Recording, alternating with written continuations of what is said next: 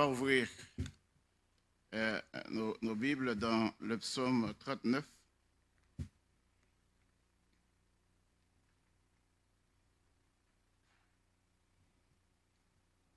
Le psaume 39, je vais lire les 8 premiers versets, pardon, les 7 premiers versets avec vous. On va se mettre debout, encore une fois. On va se mettre debout.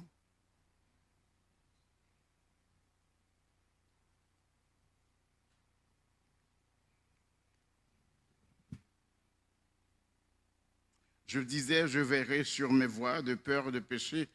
Par ma langue, je mettrai un frein à ma bouche tant que le méchant sera devant moi. Je suis resté muet dans le silence, je me suis tu, quoique malheureux. Et ma douleur n'en était pas moins vive. Mon cœur brûlait au-dedans de moi et un feu intérieur me consumait. Et la parole est venue sur ma langue. Éternel, dis-moi quelle est la fin, quel est le terme de ma vie, quelle est la mesure de mes jours, que je sache combien je suis fragile. Voici, tu as donné à mes jours la largeur de la main, et ma vie est comme un rien devant toi. Oui, tout homme debout n'est qu'un souffle. Oui, l'homme se promène comme une ombre. Il s'agite vainement, il l'amasse, et il ne sait qui recueillera. Maintenant, Seigneur, que puis-je espérer? En toi est mon espérance. Parole du Seigneur, asseyez-vous.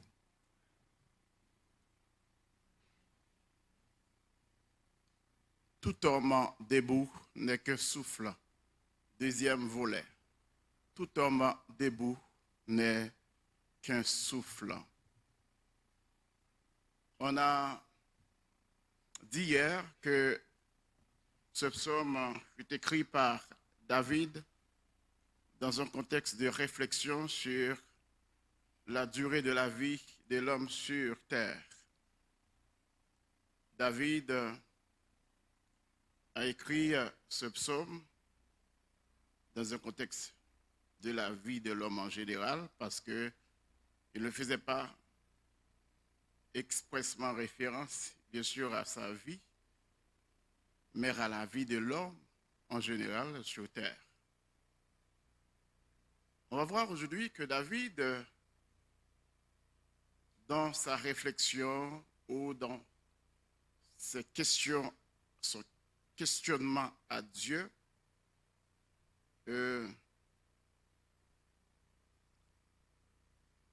n'a pas écarté l'idée qu'il faut vivre le temps que Dieu nous donne de vivre sur la terre. Tout simplement, il se questionnait sur la durée de la vie, sur les termes de sa vie, de la vie en général. David était en face du méchant. Le méchant qui ne connaît pas Dieu. Le méchant qui est un homme impie. Eh bien, il ne voulait pas pécher contre Dieu devant le méchant. Il a préféré, il s'est engagé, n'est-ce pas, de garder le silence. Et pendant qu'il gardait le silence, pour ne pas pécher contre Dieu, eh bien, il sentait comme un feu intérieur qui consumait. Et David pensait, n'est-ce pas, que son silence allait atténuer, n'est-ce pas, sa douleur, mais sa douleur n'en était pas moins vive. Eh bien, David a brisé son silence en posant cette question à Dieu. Éternel, dis-moi, quel est le terme de ma vie? Question que beaucoup de gens ne se posent pas. Question qu'on ne se pose pas quand tout va bien. Question qu'on ne se pose pas quand les affaires vont bien. Question qu'on ne se pose pas quand tout va bien, madame la maquise, comme on dit. On ne s'arrête pas sur ces genres de questions parce que ça a rapport à la mort. Et beaucoup de gens n'aiment pas entendre parler de la mort. Beaucoup de gens ont peur de la mort. Même quand ils disent « Alléluia, je suis sauvé », mais personne ne veut mourir. Mais pour aller au ciel, il faut mourir. Personne ne peut aller au ciel s'il ne meurt. Alors, nous disons, David, après avoir compris que l'homme est fragile et que la vie de l'homme n'est pas longue, eh bien, il dit, tout homme debout n'est qu'un souffle. Tout homme debout n'est qu'un souffle. On a expliqué ce que David voulait dire quand il a dit, tout homme debout n'est qu'un souffle, parce que je vous ai dit, n'est-ce pas, que lorsque nous respirons, nous sommes vivants. On voit qu'on sait qu'on est encore vivant. Si on arrête de respirer, on est mort. Si on arrête de respirer, on est mort. C'est le souffle de vie. On respire. Et vu qu'on respire, eh bien, on est encore vivant. Parce que dans Genèse chapitre 7, chapitre 2, verset 7, on a vu, n'est-ce pas, que Dieu forma l'homme de la poussière de la terre. Il a soufflé, il souffla le souffle de vie dans ses narines, un souffle de vie. Et l'homme devient Adama, l'homme devient un être vivant, un être animé. Donc c'est le souffle qui nous permet de bouger. Le souffle de vie que Dieu a mis en nous. Mais maintenant, puisque la vie commence par un souffle, on nous dit Vincent, et se termine par le souffle, eh bien, quand on n'a plus de souffle, on est mort. C'est-à-dire, j'ai dit hier que le souffle n'est pas nécessairement l'esprit, mais il est le reflet de l'Esprit de Dieu en nous. Le souffle est un porteur de vie. Le souffle, qui n'est autre qu'un vent, qui n'est autre qu'une vapeur, qui paraît pour un peu de temps et qui ensuite disparaît. Le souffle, c'est ce qui nous maintient vivants, c'est ce qui nous garde vivants, le souffle.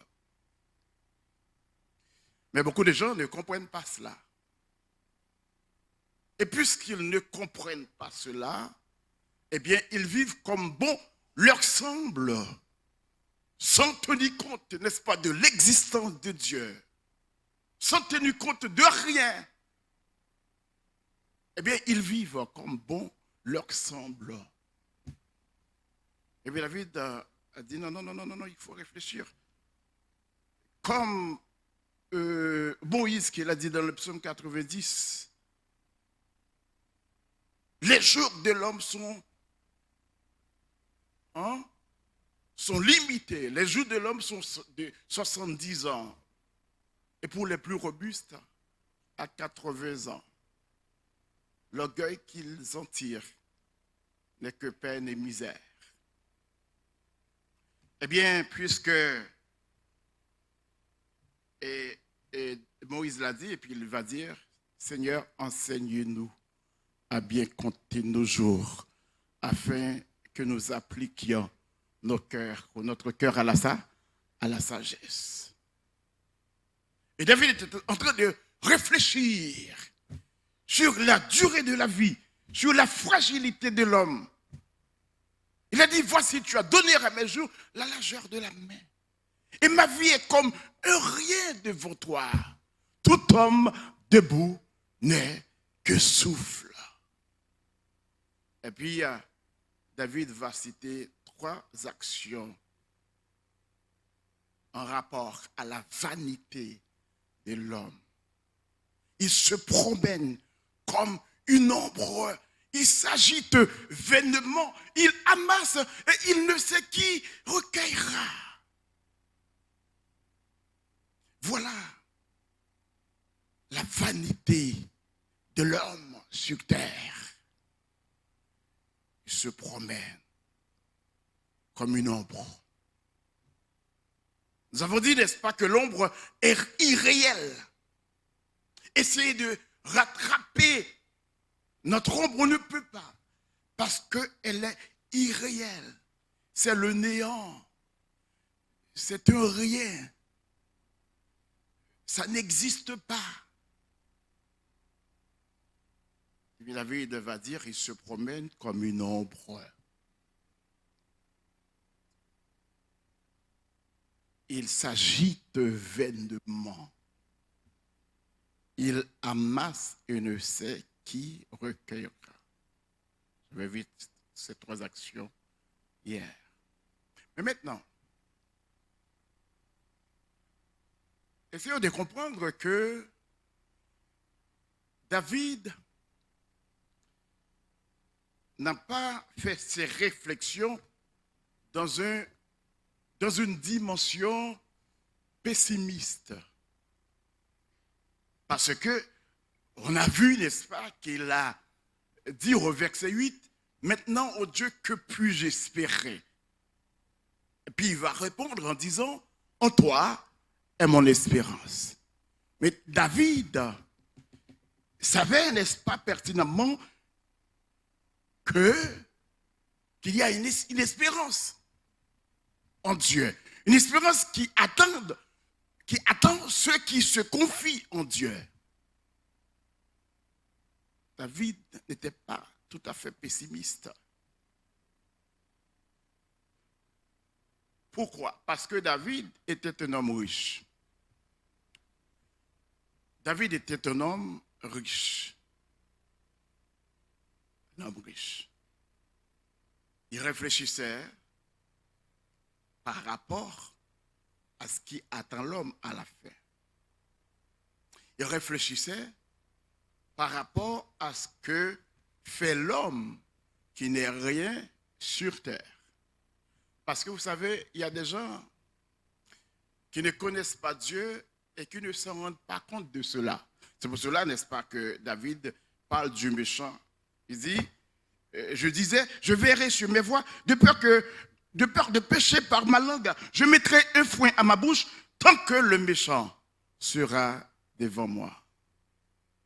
Le méchant, il s'agite vainement. Le méchant, il amasse, mais il ne sait qui recueillera. Le méchant s'agite. Le méchant court ça et là.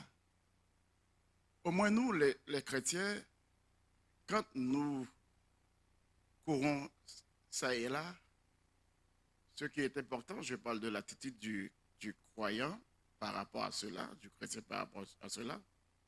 On sait, David sait que l'homme debout n'est qu'un souffle. Et bien, puisque nous savons que l'homme debout n'est qu'un souffle, bien nous vivons en conséquence. Ça veut dire, en d'autres termes, je m'agite. Je sais que c'est vainement. Mais je considère Dieu en même temps. Je considère, n'est-ce pas, que dans mes activités, Dieu a une part dans mes activités. Je m'agite. Je cherche. Je m'agite pour les futilités de la vie, mais sans oublier Dieu. C'est là la différence entre le croyant et le méchant. Est-ce que vous êtes là avec moi? Moi, en tant que croyant, en tant que chrétien, je sais que c'est normal, il faut que je bouge. Je sais que c'est normal, il faut que j'aille travailler. Je sais que c'est normal parce que nous ne sommes pas des êtres désincarnés. Et puisque nous ne sommes pas des êtres désincarnés, nous avons besoin de la matière pour vivre. Eh bien, nous donnons à Dieu ce qui est à Dieu et à César ce qui est à César. Vous voyez? Donc, quand je me promène, je sais que c'est une ombre qui se promène. Parce que je ne suis rien. Coupé mon souffle et je ne suis plus. Mais quand je promène et puis ouais, ma chez m'a fait broder, mais ma baille bon Dieu gloire en même temps. Ah, on va là. Je connais ma promener comme une ombre, mais ombre ça, bon Dieu fait pour le bal gloire. Allô? Je connais promener comme une ombre, mais ombre ça, n'est-ce pas? Bon Dieu bal en pile valeur.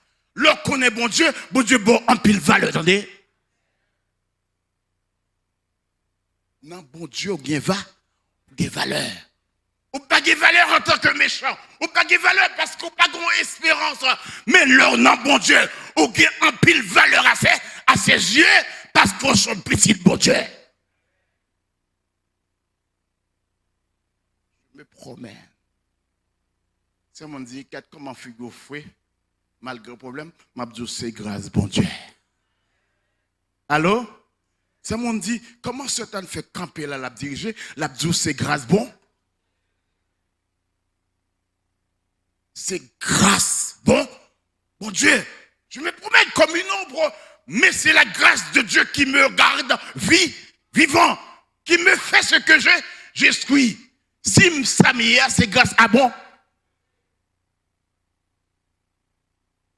Je m'agite, vainement, mais qui est différent du méchant, parce que le méchant, il s'agite. Il n'a pas de temps pour Dieu. Mais moi, j'ai un peu de temps pour Dieu. Vous l'avez avec moi? Méchant qui a agité, il pas de temps pour bon Dieu. Il s'agit de vainement. Et ça, David est en train de dire.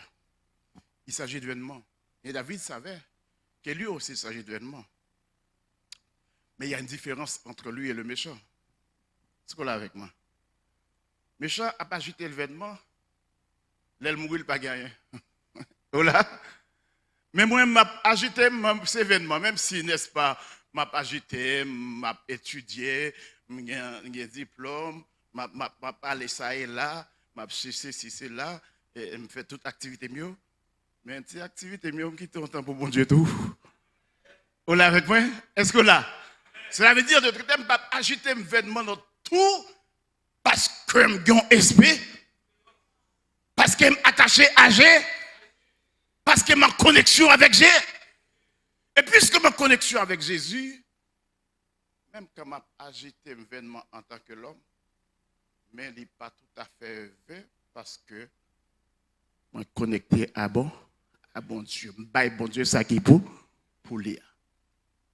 Même qui ne pas comme bon Dieu, il va agiter. Et des fois, il doit même prendre un bon Dieu en vain. Il le président et puis il dit, c'est bon Dieu, tu le président. Et puis il va contre bon Dieu. Ah, on pas sur une nouvelle lieu. Pas sur une nouvelle lieu. Dans l'investiture, Trompe-là, il dit c'est bon Dieu, tu le président. Foutaise. Est-ce que vous observez bon Dieu pour le président? Voilà.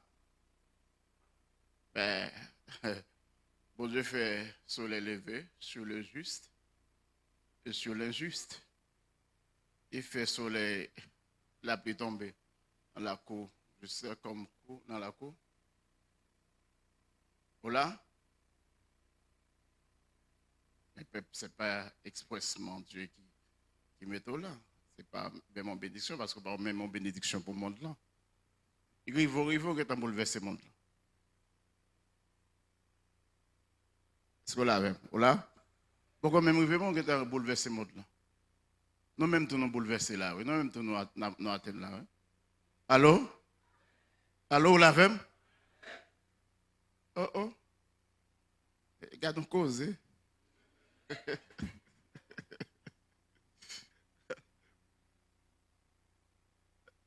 Il s'agit de veine.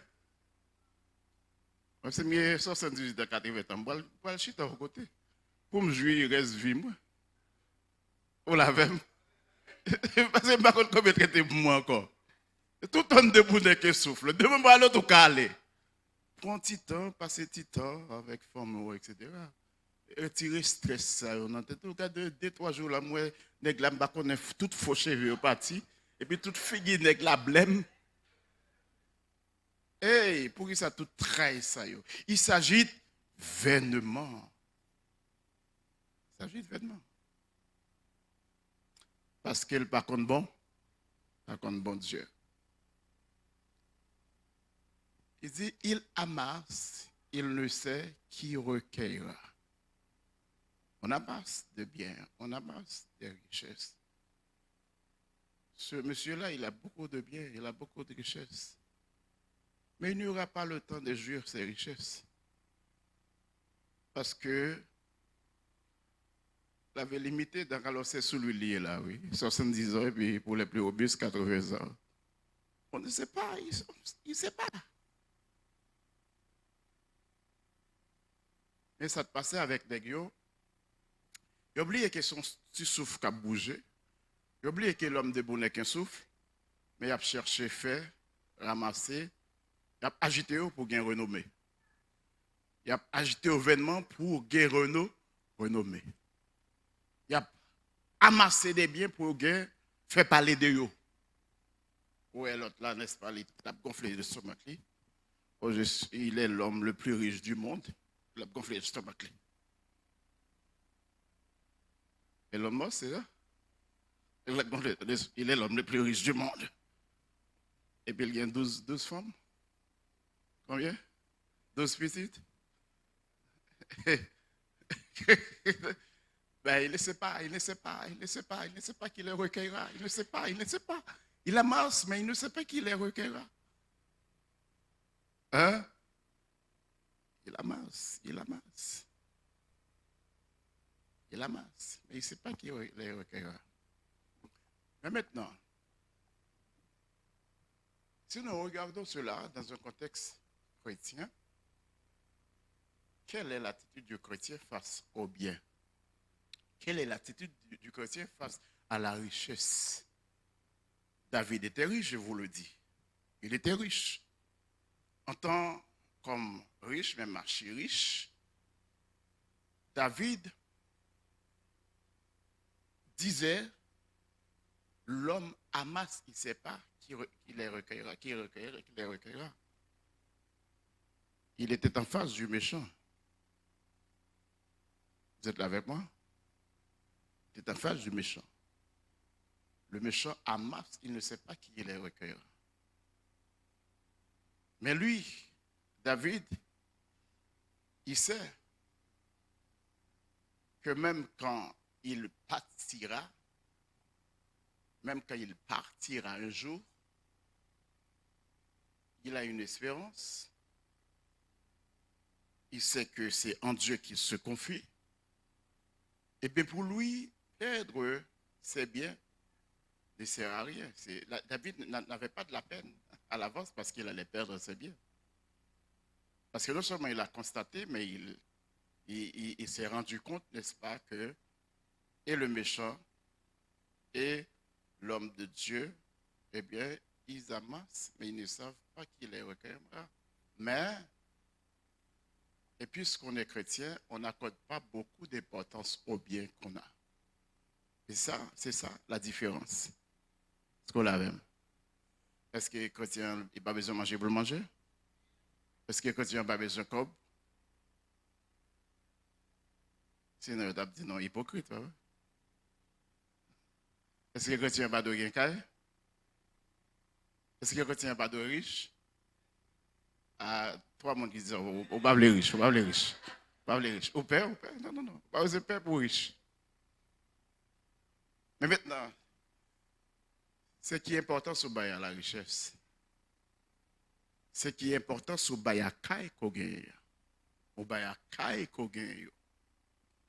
ce qui est important, c'est l'activité qu'on va faire. Ce qui est important, c'est Dieu pendant qu'on gagne.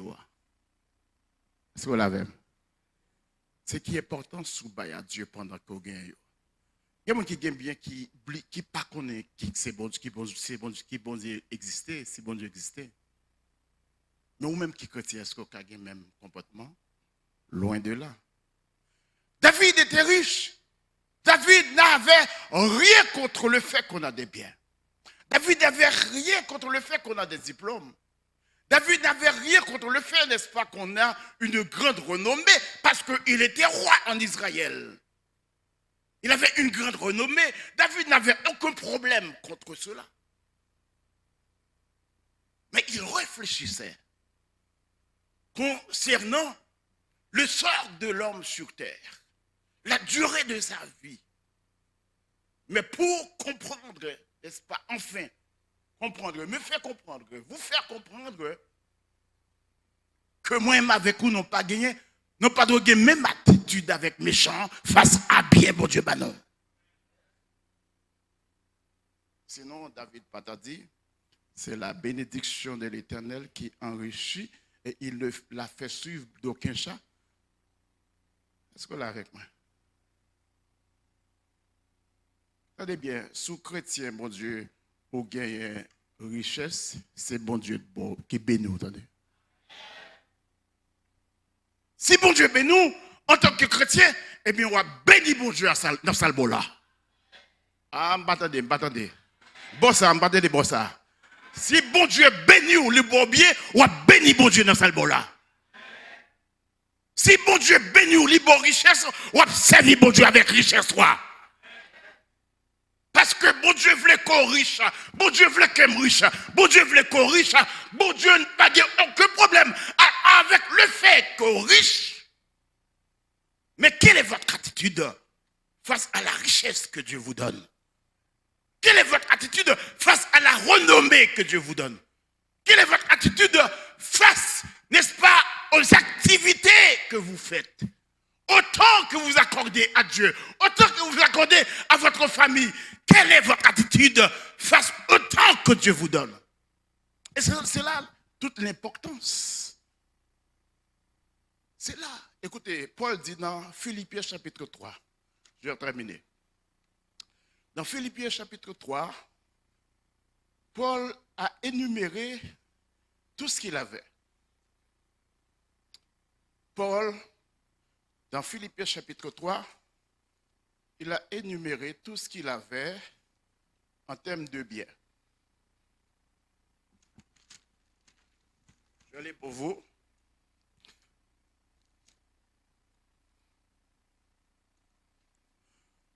Philippiens chapitre 3. Paul va dire, prenez garde aux chiens, verset 2. Prenez garde aux mauvais ouvriers. Prenez garde aux faux circoncis. Car les circoncis, c'est nous qui rendons à Dieu notre culte par l'Esprit de Dieu, que nous glorifions en Jésus-Christ. Ça fait, n'est-ce pas, chrétien? Chrétien, les bons Dieu fait lui un bagaille, il pas glorifier tête, mais il glorifie le bon Dieu. Alors là, dis-nous qui nous glorifions en Jésus-Christ et qui ne mettons point notre confiance en la chair. Moi aussi, cependant, j'aurais sujet de mettre ma confiance en la chair. Si quelqu'un autre croit pouvoir se confier en la chair, je le puis bien davantage. C'est tout homme debout dès que souffle. Il dit, si je me confie dans la chair, je vais faire plus que ça. Parce que je cours vers le but. Pardon, est-ce que moi tomberai? Non, ok, pas d'autre. Moi, circoncis le 8e jour de la race d'Israël, de la tribu de Benjamin, ici, hébreu, né d'hébreu, quant à la loi, pharisien, quant aux ailes, persécuteur de l'Église, irréprochable à l'égard de la justice de la loi. Mais ces choses qui étaient pour moi des gains, soulignez, ces choses qui étaient pour moi des gains, qu'est-ce qu'il a fait? Je les ai regardées comme une perte à cause de... Et maintenant, je regarde toutes choses comme une perte à cause de l'excellence de la connaissance de Jésus-Christ, mon Seigneur, pour lequel j'ai renoncé à tout, et je les regarde comme de là, afin de gagner. Paul était intellectuel. Paul était un savant. Paul cite ici les acquis qu'il avait. Il cite ici ses bagages culturels, bagages intellectuels.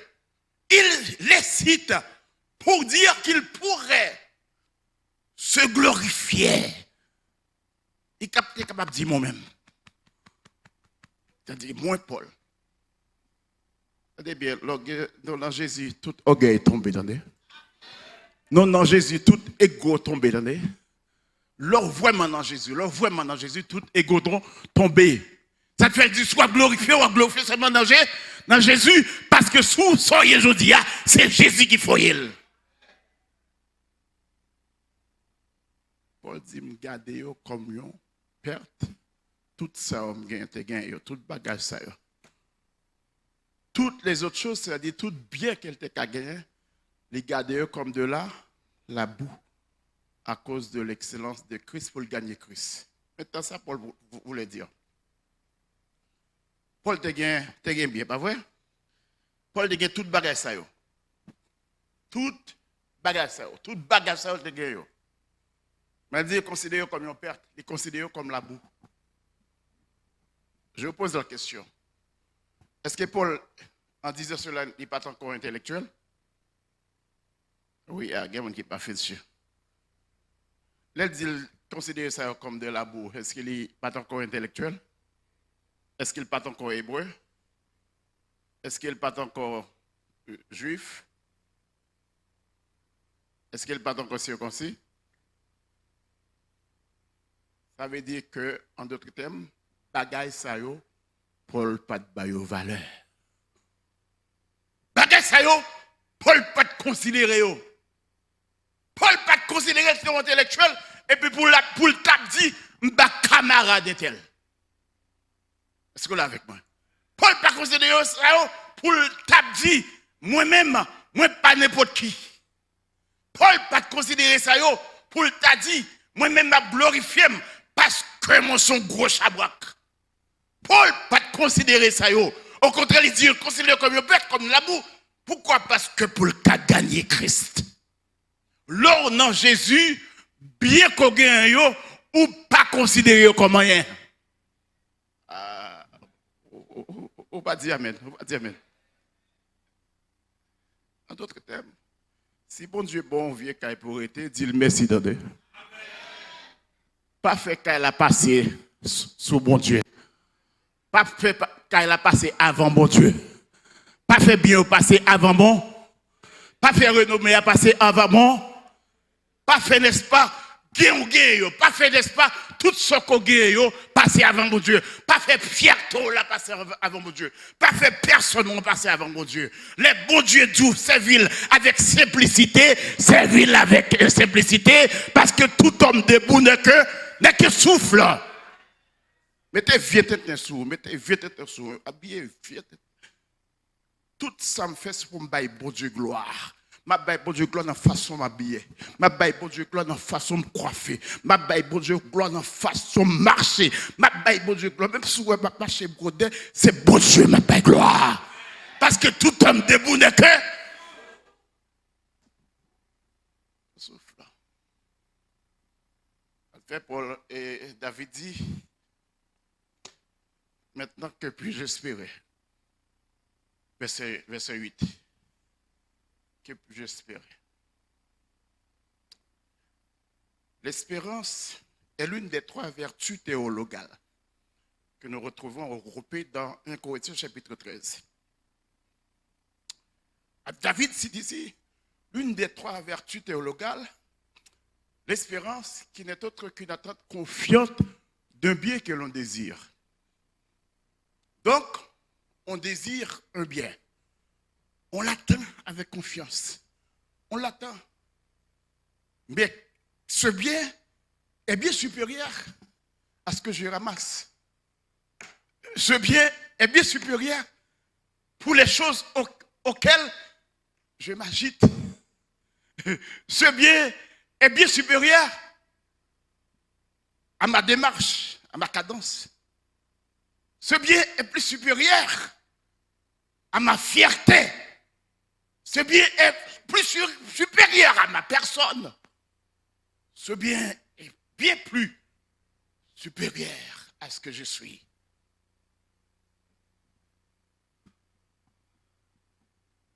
Et David va dire, en toi est mon espérance. Ce où m'attendent pas-dessus tout. Allô? Si moi compte, n'est-ce pas, que bien mon Dieu, bon mieux, il m'a parti demain, au lieu que me quitter seulement pour les égards, m'a servi avec eux tout. Allô? Parce que me connaît bien Jésus. Si je mourir jeudi ou bien si je mourir, si je peux mourir Christ vini, il c'est espérance moi. Il c'est bien moi. Il c'est bien m'attendre. Ou la même, il c'est bien m'attendre. Parce que je vous ai dit hier, Jésus est notre seul bien. Ce seul bagaille qu'a prêté pour la fin. Par conséquent, nous avons besoin de servir mon Dieu.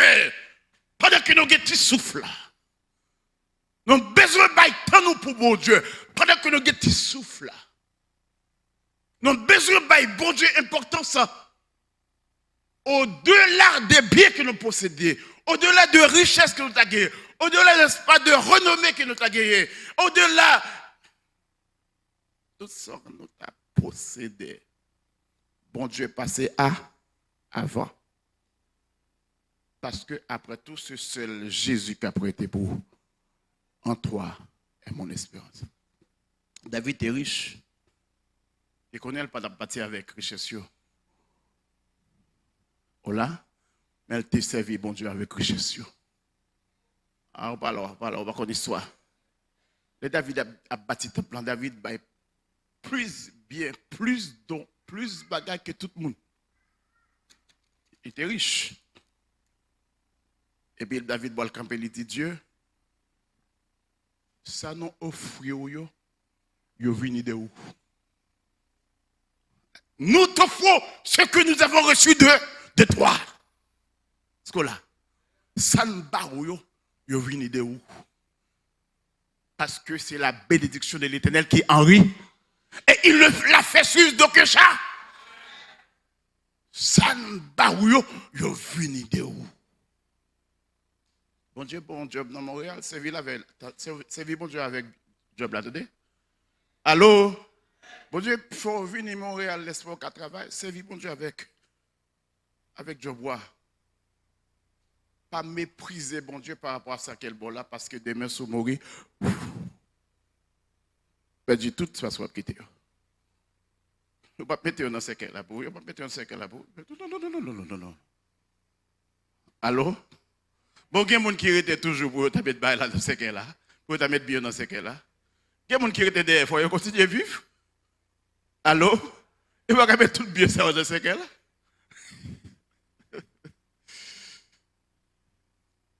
David dit, après tout, qui ça qu'a prêté pour moi? Avec tout bien qu'il me en toi est mon espérance. Est-ce qu'on a dit ça? Que puis-je espérer? Répétez. Que puis-je espérer?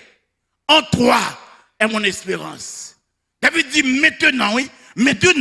Les filles de votre lit contestent pas que tout le bagage ne pas en rien. Que même lui même pas en rien. Que même lui même son petit souffle qui a bougé. Si souffle la coupe elle pas là encore, il dit tout bien ça qu'il bien, toute richesse ça qu'il bien, tout diplôme qu'on est capable de gagner, toute renommée, tout pays qui connaît partout, tout le monde qui connaît partout, ça pas utile en rien. Même si tu es l'homme le plus riche du monde, ça pas utile en rien.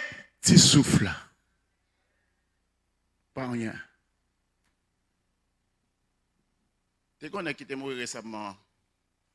Ça fait 1 an ou 2 ans? Non, hélicoptère avec un petit lit. Vous vous rappelez? Hein? Plus fort. États-Unis, ça va être 3 ans environ. Oui, tu as joué basket avec petit lit. Ah bon? Et puis, dans l'hélicoptère, l'hélicoptère fait accident, il mourit, il est petit là. Il était en pile bien. Pas vrai? Il bat connaît. Il bat connaît s'il doit mourir. On ne sait pas. Tout homme debout n'est que tout million heureux, tout bien heureux. C'est bon Dieu avec bien, entendez? Alors, c'est vie bon Dieu avec bien parce qu'en fin de compte, l'heure est arrivée, c'est celle Jésus qui a prêté comme bien. Sous servir, avec bien, sous croire dans lui-même, sous espérer dans lui, même quand tout le monde n'a pas passé, Jésus a prêté pour eux comme bien. Il dit, le monde passe et sa convoitise aussi, mais la parole de Dieu demeure éternellement. Christ seul demeure. Après tout, que bon Dieu bénisse.